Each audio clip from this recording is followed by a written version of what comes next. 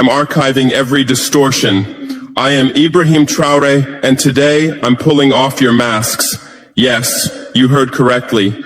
I, whom you call a young military junta leader, whom you brand as a dangerous radical, whom you serve up as an anti-Western dictator, am now telling you the truth. And this time you cannot turn off your microphones. This time you cannot turn away your cameras. This time your editors cannot cut this speech, because the world you monopolize no longer exists. Because millions will hear these words now, without passing through your filters, without being subjected to your distortions, without being muddied by your lies. I am 34 years old. Every day of my life, I grew up with your lies. As a child, I would watch Africa on television. Always the same images. Children with flies, dry lands, weapons, death. This is Africa, they told us. This is what Africa is.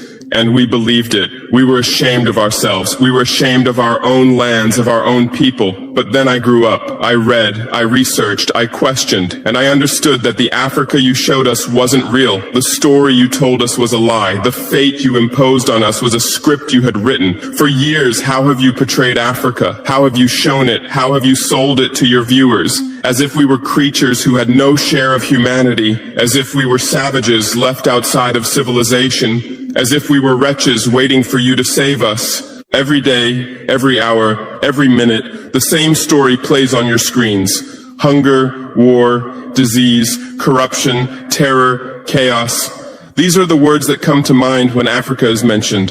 In your Africa dictionary, there are no other words. No hope, no success, no development, no resistance, no honor, no pride, no victory. So I ask you, New York Times, Washington Post, Guardian, Le Monde, have you ever made Africa's successes your headlines? How many times have you written about Rwanda's technology miracle? How many times have you shown Ethiopia's reforestation project? How many times have you praised Botswana's democratic success? How many times have you described Kenya's entrepreneurial ecosystem? No, because these don't fit your scenario. Your Africa cannot be successful. It cannot, because then how will you legitimize your exploitation? If it's not in need of help, how will you intervene? If it's not backward, how will you look down on it? Have you ever asked yourselves, has any editor sitting at their desk, any news director in a meeting, any columnist at their keyboard ever thought, why are the people of the world's richest lands poor? Here are the numbers for you, real numbers. Africa owns 70% of the world's cobalt reserves. Your cell phone, your computer, your electric car won't work without cobalt. This cobalt comes from Congo, but Congolese can't afford cell phones. Africa owns 90% of the world's platinum reserves. Catalytic converters, electronic devices, medical implants, they all need platinum. This platinum comes from South Africa, but South Africans are crushed by unemployment. Africa provides 30% of the world's gold production. Mali, Burkina Faso, Ghana, Tanzania. Gold flows like rivers from our lands, but our people swim in poverty. Africa supplies 65% of the world's diamond production. Botswana, Angola, Congo, Sierra Leone, billions of dollars worth of diamonds are extracted, but our miners live on $1 a day. Africa owns 35% of the world's uranium reserves. Niger, Namibia, South Africa. Nuclear plants run on our uranium. Paris lights burn with our uranium. But our villages have no electricity. And you still ask, why is Africa poor? No, the right question is, how was Africa kept poor while being so rich? Here's your answer. Colonialism didn't end. It changed shape. You used to come and occupy our lands. Now you come and establish companies. You used to take by force. Now you make agreements. You used to rule with the whip. Now you rule with credit. Let me give you concrete examples. With numbers, names, dates, but you'll never write about these. Glencore, Swiss-based mining giant, extracting cobalt in Congo, 2022 revenue, $256 billion, a tax paid to Congo, $500 million, that's 0.2%. Is this justice? Rio Tinto, British-Australian mining giant, extracting bauxite in Guinea, 20 million tons annually. What's left for Guinea? Environmental pollution and cancer. Total Energies, French oil giant, extracting oil in Angola, Nigeria, Congo. 2022, profit, $36 billion investment in Africa, dirty pipelines, Anglo-American, founded in South Africa but now in London. Diamonds, platinum, iron, taking everything. What it left in South Africa, 6 million unemployed minors. And these are just the tip of the iceberg. What about the invisible, the secret deals, the offshore accounts, the transfer pricing tricks? Every year, $88 billion in illegal money flows out of Africa. Who writes about this? Every year, $45 billion in aid comes to Africa. Everyone writes about this, but no one says Africa is not the continent receiving aid, it's the continent giving aid. While you zoom your cameras on swollen bellies, there is a huge system working silently in the background. Every day, tons of gold, diamonds, cobalt, uranium, oil leave our land. But how? Here is the system. Step 1, create corruption. Bribe our leaders. Open offshore accounts. Promise them a life of luxury. Send their children to your schools. Step 2, make deals. Get 50-year, 99-year concessions. Ask for tax exemptions. Be exempt from environmental rules. Ignore labor rights. Step 3, control the infrastructure.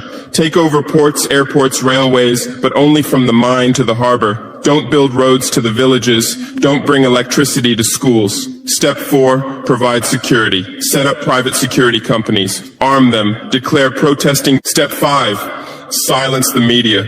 Buy local journalists. Suppress opposing voices. Serve internal unrest news to international media. And this is how the system works. It's been working like this for 100 years, and you don't see this system. You don't want to see it, because you're part of the system too. Who are the biggest advertisers of New York Times, CNN, BBC, oil companies, mining companies, arms companies, pharmaceutical cartels, the companies that exploit Africa? You live on their money, you defend their interests, and what I'm about to tell you might cost me my life, but it's no longer time to be silent. France's system in Africa is the CFA franc. 14 African countries still use French colonial currency. 50% of these countries' central bank reserves sit in the French treasury. France applies negative interest to this money, so we pay France to use our own money. Through this system, France transfers $500 billion worth of resources from Africa every year. Does anyone write about this? No. But when France gives Africa 10 billion euros in aid, it makes headlines. Britain's system is more sophisticated. London is the world's money laundering center. City of London, offshore paradise. Every penny stolen from Africa passes through London. Jersey, Guernsey, Cayman Islands, Virgin Islands. All under British control. Africa's wealth hides there. America's system is AFRICOM, Africa Command, 46 military bases on the continent. Official purpose, security. Real purpose, resource control.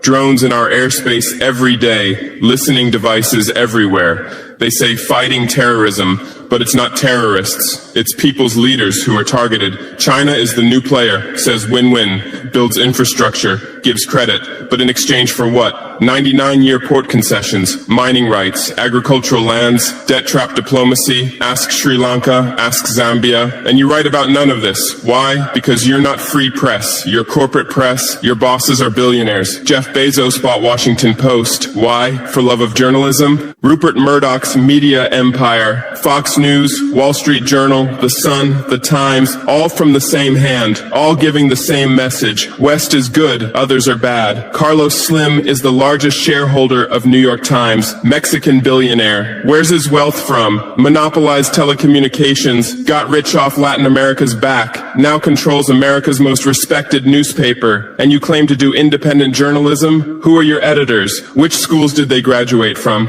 Harvard, Yale, Oxford, Cambridge?